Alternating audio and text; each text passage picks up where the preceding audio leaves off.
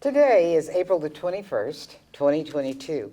My name is Frances Jackson, and I'm associated with the African American Council of Elders in Wichita, Kansas.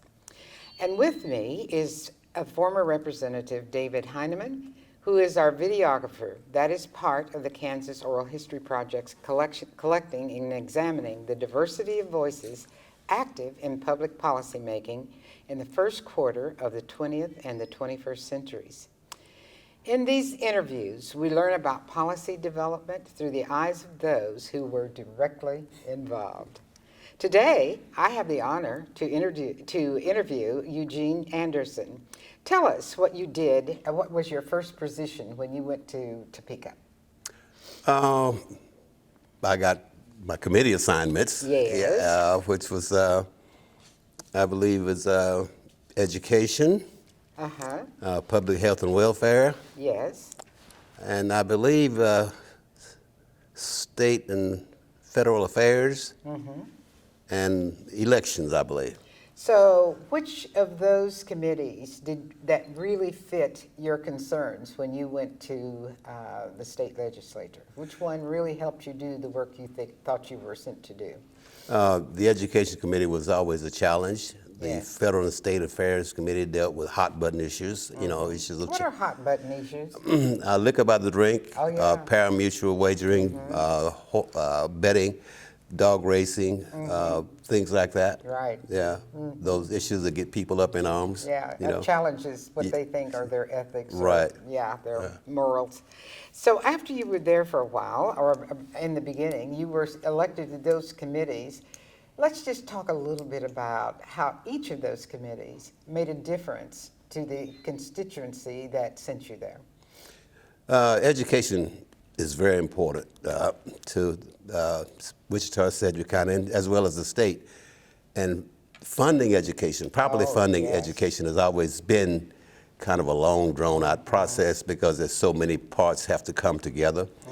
And I think being in a position to kind of understand what went into putting that money into education across the state just kind of broadens your perspective, and it makes you appreciate more of what people in the education who are responsible for preparing our children, what they go through. Yes. And so it was a good. So education was the aim was to make that so that all children had the opportunity to have the education they needed. Yes. Yes. And so as a result of that, which one of your efforts was the most outstanding for you and the one that created the most positive energy around what you thought you were there for? I think a couple of the scholarship programs that I was part of, kind of working through the process of getting those things through the legislature. Oh, yes. These were not my ideas. These ideas came from other people, but legislators are in a position to make things happen, take the ideas from people and have a platform to put those ideas into action, and that's what we do. So as you were doing that, did it ever occur to you the age range of the people that were in the state legislature and in those political places? Were they all over 55 or 65 and retired, or what was that group like that you were there in Topeka with?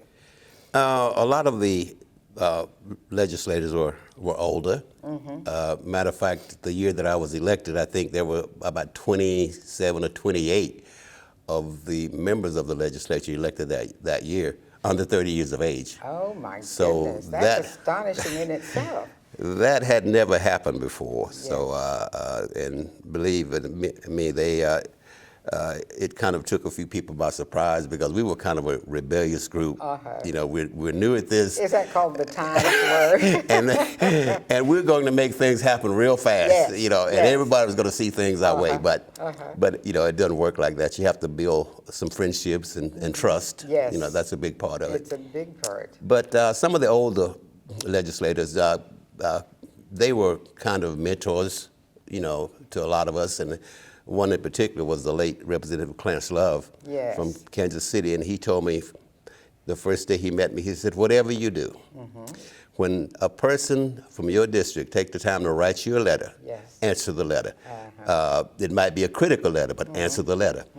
And when they take the time to visit you in Topeka at your office, take care of their problem as best you can. Yes. He's saying, I don't send my constituent over to a department. I take them if they've got a problem with that department because I have, and these were his words, Yeah. I have a little more clout with getting a secretary to talk to me than they do. So I take them over to see a deputy secretary, whoever, to try to get there.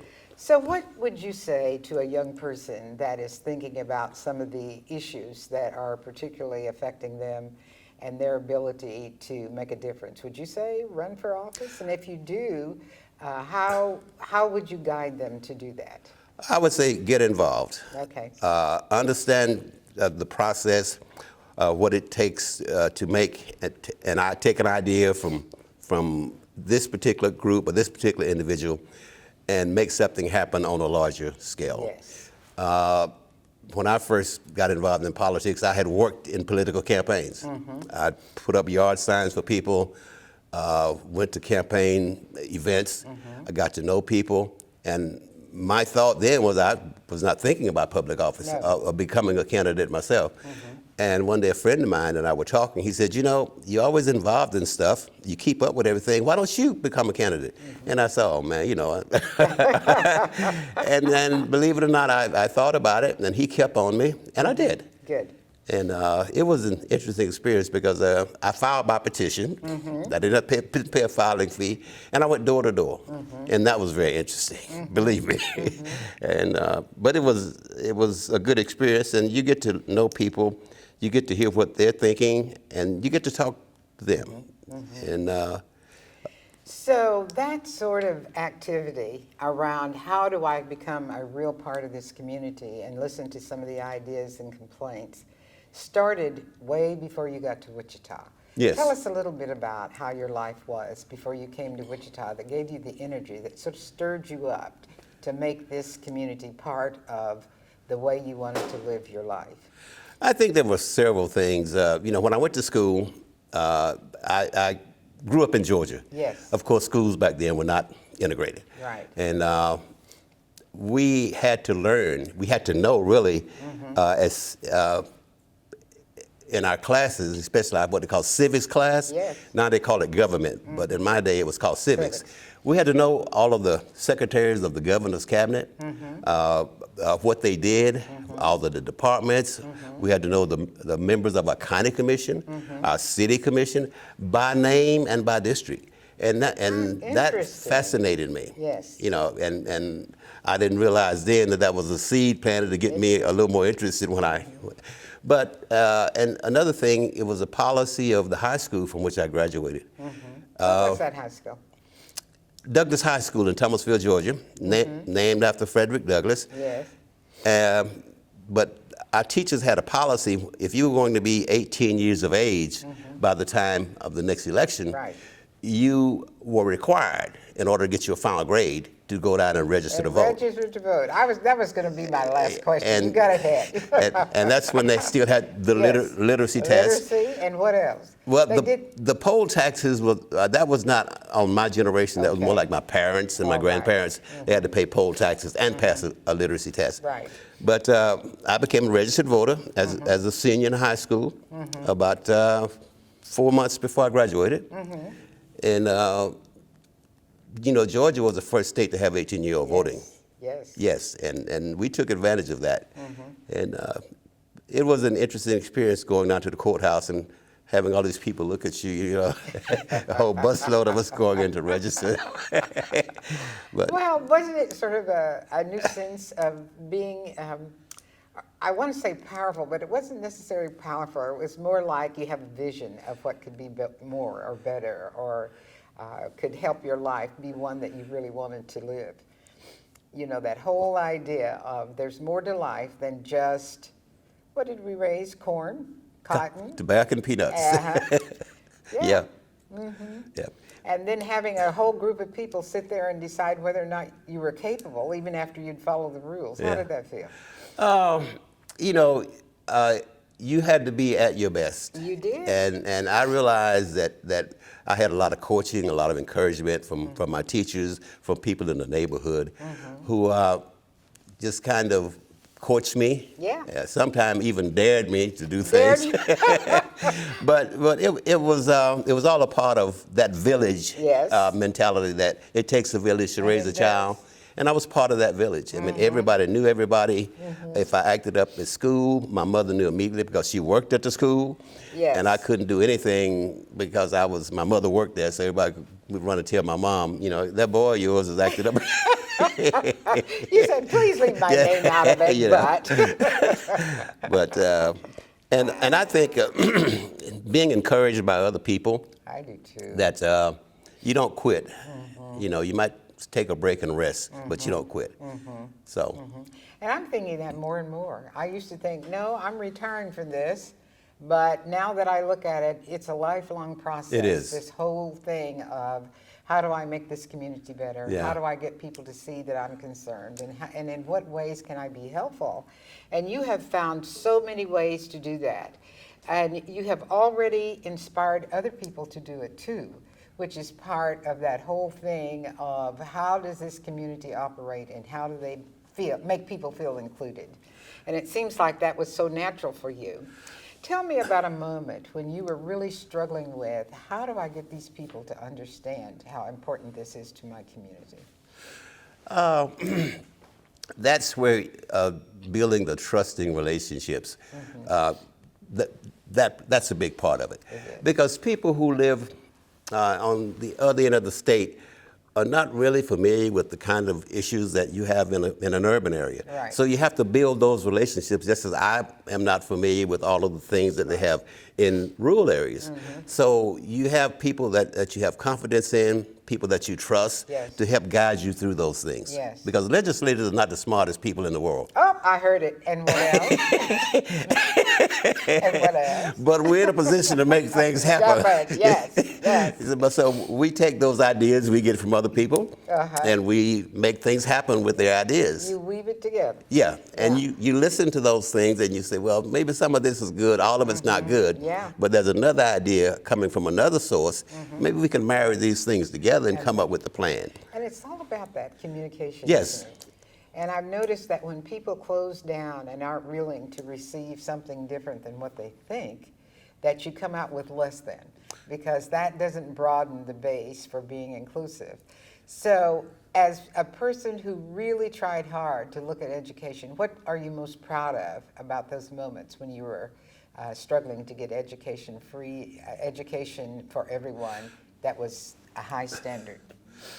I would think that trying to equalize the funding and meet the needs in several diverse communities. You have very small school districts, right? And you have very large school districts. Yes, Matter of fact, I think 259 is the largest school district in the state, if I'm not mistaken. I think you're right. And trying to balance those things, keeping in mind that this is the next generation of Kansans, not of Western Kansas, urban Kansas, of Kansans, that we have to try and provide a proper environment, the resources that keep them moving forward and becoming leaders themselves. That's a stunning statement for somebody who comes from Georgia, where those things were taught in a very negative way. And that is, people weren't accepted or included or even allowed to vote until about your time that you voted.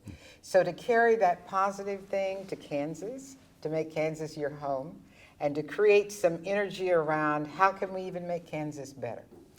So I see you as a person that was ahead of your time. Did you feel that way?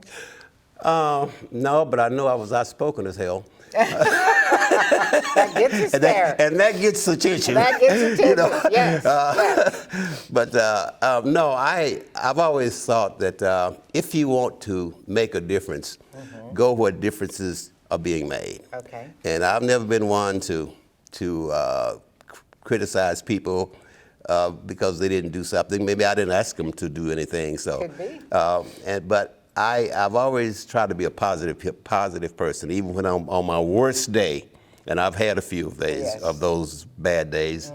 especially in the military, because that's a whole nother lifestyle. It is. And but I think it helped me grow, you know, because there's discipline, there's responsibility, and you become an adult Yes. in the military. Yes. You know, and I went in right out of high school, so I mean that was discipline in the home, but this is a different kind of discipline because you have to be responsible for yourself. Yes. There are rules that you and regulations that you have to know and that you have to abide by, and if you don't, there's punishment. There's punishment, Yeah. yes. Well, that takes me to an interest that I have about how it is that people can diversify what's interesting to them and what they concentrate on in their lifetime. And I know one of the things that became very interesting to you was a man by name of Mr. Monk. Yes. Why was he interesting to you, and what were the circumstances that led you to then compose a book about his life? He had a very interesting life. And he was one of those individuals who went through a lot of things that would dishearten most people, but he was not a bitter person. And he had this saying, you know, that he followed his whole life. And things were, he was in some situations where he was treated very unfairly, almost lost his life a couple of times. Oh my. Yes. And he had this mantra that talent has no color. He says, if you got talent, use your talent. Forget about your color. Just use your talent. Somebody will notice that. And that was his attitude, you know. And being born, he's a big family in a small town in Louisiana, where I traveled with him several times when I was putting this book together and checking, you know, making sure it was as accurately as possible that reflected his life, you know, as accurately as I could. And he took me all over the, you know, the little town, and he could recall things at 98 years old that like it happened yesterday. Yes. And I kept making notes, and I told him one day, I said, you know, some of this stuff might appear in a book about your life someday. And he just started laughing, like, yeah, sure, okay. And but the book was being worked on prior to his death. Right. And once he died, I really kind of committed myself, I got to get this done. Right. You know, because I would have enjoyed him having the opportunity to read it. But after 102 years, 7 days, 7 months, 3 days, and a few hours, he went on home at 102 years old. 102. And I got his last interview that I have that I use sometime when I'm talking about this book. He was interviewed local television, Channel 3, Right. Salute to Veterans. He was one of the early ones. And very, very strong individual, very committed, very quiet in the community, but he believed in supporting young people. And he and his wife they had a motorhome. Right. And when I would invite a group of pages up to Topeka, they would put him in the motorhome and bring them up there. Really? Yes, at no charge, because they wanted those young people to experience that. And I think part of the reward now for me is I've had some of those young people, as they've gone on out in the world, say, hey, Mr. Anderson, I remember coming up to page to you. That opened my eyes. It did. You know, I didn't know those things went on. And to see somebody from my neighborhood a part of this, it kind of opened my eyes a little bit. You know, and that makes you feel pretty good. It does. Because you think you've reached somebody, and they're not doing some things in their lives to maybe reach out and help other people. So how one manages the energy of life in a community and how we put it to work and the way that we gather information around those ideas, to me it seems that as many experiences as you can have in a community really allows you to know that community. You've had some other jobs in this community. What were they? My Lord. Well, other than political, Yes. actually I ran my own business. My Tell wife us and about I. that one. Yeah, tell us about that first business. Well, the first business was a nonprofit business. It didn't start out that way; it just ended that way, Right. and we had to close it. But we didn't stop, you know, because there was something else that we were looking at. But I think when you create a a business, you certainly wanted to be successful. Yes. And I relied on Mr. Monk and his family, his wife, Yes. because they were successful business people. And when I was putting the first project together, I was trying to figure out the financing and went over to talk to he and his wife, and he said, well, you know, there's a couple of options here, and he explained those options to me. He said, because you're trying to get too much money from this source when you can maybe do it this way with other sources and bring some other people into this project, rather than you trying to do it by yourself. And I listened to him, you know. So, and then of course now we have a business in the building that he purchased when he was alive, he and his family. That's where our office is now. Yeah, and I remodeled that building for them, not knowing that my wife and I were going to have a business there when we did it. But he was very proud of that building because he bought it, and he had some struggles with it, he and his family, but he bought it, he paid for it in his lifetime, and he told me, said, I'm gonna leave this to my family, and I hope they'll do something with it. Yes. You know, and they are. And they are. Yeah. That's incredible. But you didn't mention barbecue. Yeah, I'm good at that. Yes. Yeah, and of course, there are a lot of people in the legislature who will attest to that. And not only that, there's something about this life-giving substance that it improves the political environment. Well, I have noticed when you're around. Well, you know, I used to do a lot of preparation for events when I was in the Senate. I take my motor home and my mobile kitchen and go up there. And then we would get off from work and we'd go have a meal and be with each other, and it wasn't all that animosity. No. You know, I mean, people Food does actually that, got along. Yes. You know, and I remember, and I'm going to tell this because it's my favorite story. The late Senator Jim Allen. Yes. He had a habit whenever I would go up and prepare food for whatever function, he'd come in the kitchen. What you cooking there, man? I said, oh, I got ribs, beef, chicken, whatever. So he'd come in and he'd go over to the pot and he'd take the lid off of it, reach in there and get him a rib, whatever. He said, oh, this is good. I said, okay. Well, he smoked Pall Mall cigarettes. Yes. And back then, I smoked cigarettes too. We won't tell. Yeah, but that's not gonna be. But anyway, I would go up and I would open his coat pocket and I would take out his cigarettes and I'd take one out and I would look at him and say, "You got a light?" He said, "Eugene, if you were not so big, I would knock the hell out of you for reaching in my pocket and getting my cigarette." I said, "Jim, if you do that, you better not ever eat anything else I cook."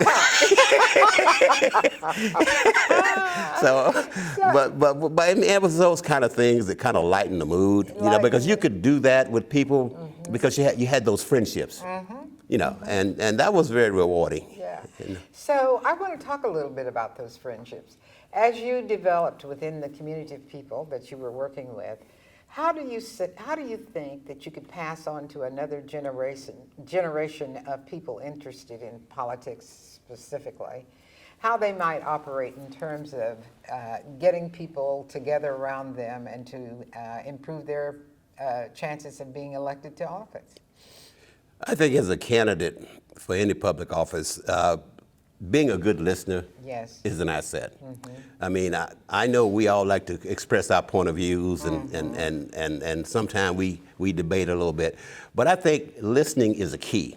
Because when you listen to people, you kind of get their ideas and it kind of gives you an opportunity to put yourself in their place, you know? And I found that I could disagree with you and keep my mouth shut at the same time and nod my head like, oh yeah, we're good. I mean, I understand where you're coming from. And one of the best people I knew at that was Joan Finney. Oh, yeah. She could listen to criticism with a smile on her face. You know. Tell who Joan Finney is. Oh, she was the governor. Matter of fact, she was the first female governor in the state of Kansas. And I served in her administration. Matter of fact, I resigned from the Senate to take a job as her Director of Aviation, which was a very challenging job. Oh, yes. But very interesting. Yeah. Well, she was one of those people that sort of widened her perspective too, in terms of how she did select people to serve with her. And after she had done that, did you feel that this was something you really wanted to do, or were you in the political group that just did things when asked or whatever? You know, Joan and I were friends. Okay. We were friends long. As a matter of fact, when she first became a candidate for state treasurer, I introduced her to a group of people in Topeka. Yes. And we developed a friendship based on we could be honest with each other. Good. Okay? And we trusted There you each go. other. And matter of fact, when she appointed me Director of Aviation, she came down here 2 days after that, and we had a function out of Chi-Town, and I went up and I talked to her. I said, you know, you're gonna take a lot of heat for this. She said, you took some heat for me. Oh. And I'll never forget who stand by me. Now that's incredible. And I said, okay. She said, I made my decision. I will live with it. I know you'll do a good job for the people of Kansas. She always said, for the people of Kansas, and I know you'll do a good job for me. That so I said, is yes, ma'am. stunning, because many times when you're just reading about an appointment or whatever in the paper, it's like, they probably gave him some money or they probably did something else separate, but it was a true relationship. Joan and I trusted each other. Yes. I mean, we could sit in her office when she was treasurer, and we were arguing about the investments in South Africa, you know, trying to get those investments pulled to kind of end that apartheid government, you know, in South Africa. Well, they call it apartheid there. It's the segregation here, but it's the same thing. Yeah. And we would go over the figures to see where we were losing money. And she was very good at that because she was an economist. Yes. She understood that. And she would walk me through all of those things and take me page by page. She says, you know, and we built a good, strong relationship. Yes, And that's like I say, I trusted her and she trusted me. Well, do you think that the strategies that you learned to use while you were doing this work for Kansas can be repeated in a way that makes us even stronger, or do you think we've got to try a totally new way of doing politics in Kansas? I think that the way you change things within a system is to get involved in that system. Yeah. You don't change anything from the outside, you know, and to me that has always been my approach. Yes. Is that I can sit here and complain all day long, but if I don't get out here and show that I really have an interest in this, I really want to move this issue, and I feel strongly about it, then nothing happens. And you know, people can talk among themselves all day long, but unless you are in a situation where the people that you're talking to this problem about or this situation about are in a position to do something about it. And that's... So you have to keep looking for those opportunities Yes. if you're working in the field. Yes. And as you're looking, not everything that comes to you is positive. How do you deal with the negative effects of taking a position? You have to understand that when you do those things, if they're not popular, that you make enemies, you know.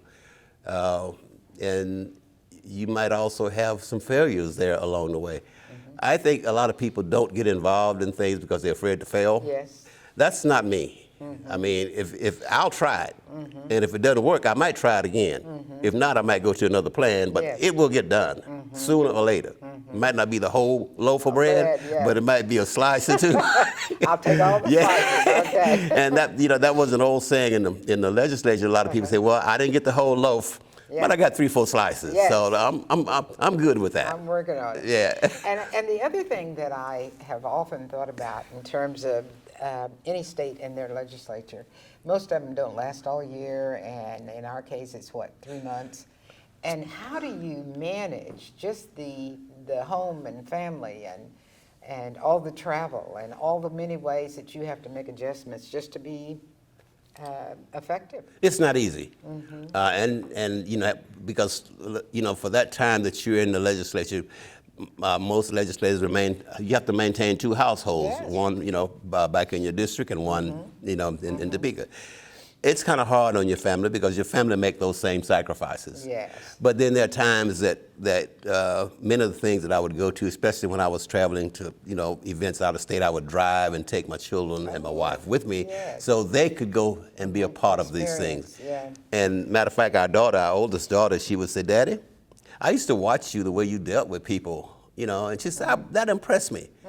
And she said, I always wanted to be a teacher. but I also had an interest in politics because I was exposed to those things Yes. by being there with you, Mm-hmm. and how you dealt with other people, you know. And to have your child say that to you, it's meaningful, Beautiful. you know. It's beautiful because many times children don't even get an opportunity to have that sort of Oh, my. conversation. A lot of people, especially a lot of people that have regular hours, go, the 9 to 5, they don't see their kids, but when they're sleepy getting up or sleepy going to bed. And Yeah. so it's not, it doesn't have the depth. And so to be able to do that has to be, and to hear that comment from her has to be wonderful. Well, at this point, what is it that you would like to share that you think was most impressive to you as you did this work?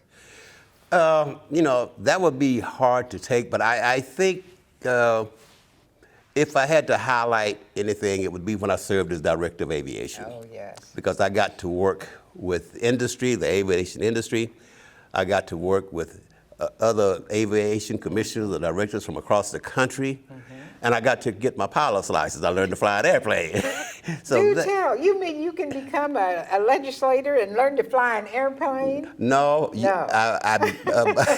As State Director of Aviation, they had a program because that the state would pay part of it and give me time off to learn because it enhanced my job skill. Okay. So, and that was very rewarding because I didn't have to spend 4 or 5 hours driving someplace. I'd go rent an airplane and go take care of my business and be back in Topeka, And that's a good representation for coming from Wichita, isn't it, with all the airplane stuff? Yes, yes.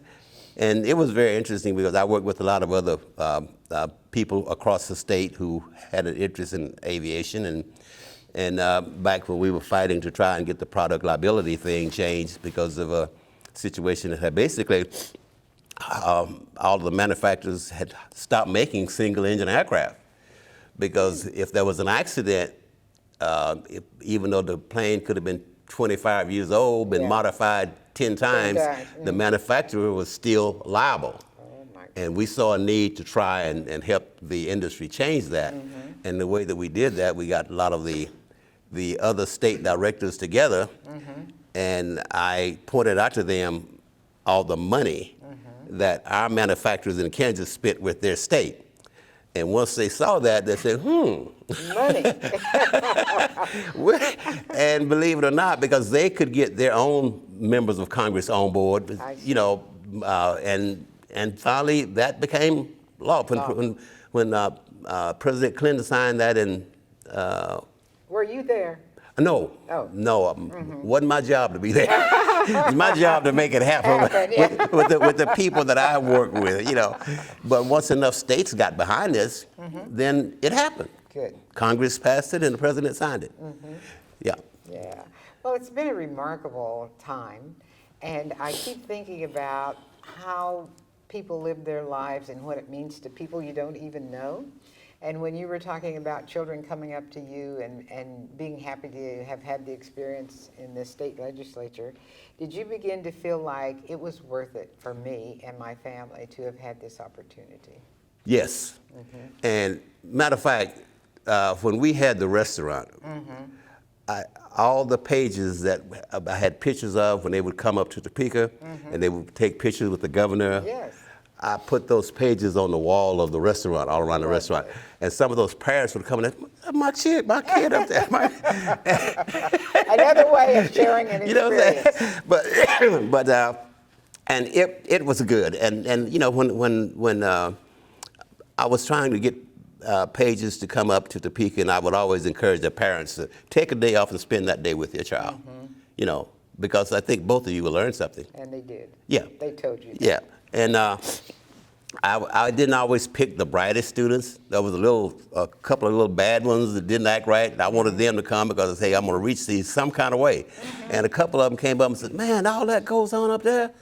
I didn't know all that went on." I said, "Yep." And I think having an opportunity to expose young people to that kind of environment, it might not ring a bell with them right then. But someplace down the line, they're going to think about that. So, I might try this. Yeah. And that's the good thing about it. It's a good thing. As a final word to our community and this project, what do you think what do you see as a future for Kansas and the way that we have handled our legislative issues and our community issues around education, around integration, around the whole thing of economics? What's something you can share with us? One of the weaknesses that I see, and this is just from my perspective of living in the same community that elected me to public office quite some time ago, is that economic conditions in some communities are not as strong as they should be. And because every community needs a local economy in that community. And one of the things that growing up, my parents operated a small neighborhood store in our community. And their philosophy was, you should not have to go outside of your community to buy everything that you need. There should be some place in the community that's available for you to purchase basic household goods. Those things are important to any community, financial institutions, and I've seen some positive things happen, you know, and as you have with a couple of banks that have, you know, in the last 15 years have come into the community and made a difference. So, but those things have to continue, and you have to continue to engage people. But I think people have to understand that if you have no attachment or investment in the community, you're not going to be very interested in it. But once you have community attachment and community investment, then things look a little different, and you get a little more motivated to make things happen. And a lot of people ask me, why haven't you moved from that neighborhood? Moving doesn't change the neighborhood. My staying changes the neighborhood. So, thank you. Wonderful interview.